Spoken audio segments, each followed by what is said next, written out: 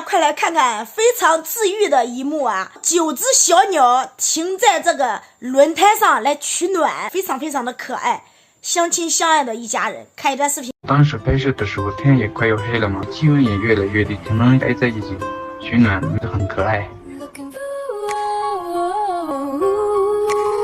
我刚才看到这一幕的时候啊，心里特别的温暖。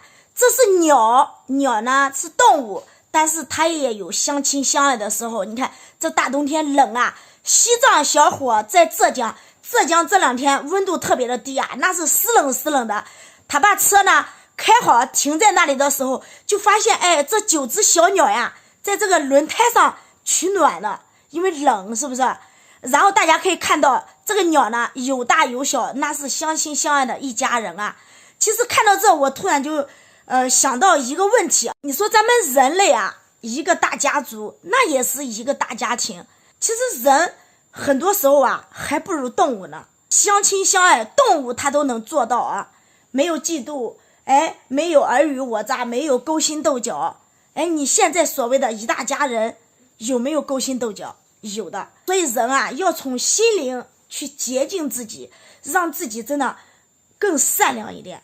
你看有的时候真的还不如动物呢。你说鸟尚且如此，人又该如何呢？是吧？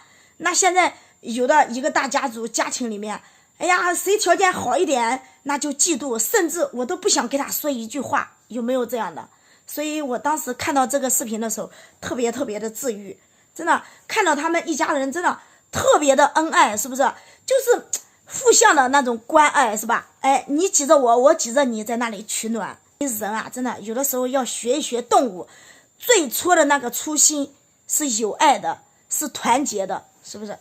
这个鸟真的让我们特别的开心，看到很温暖。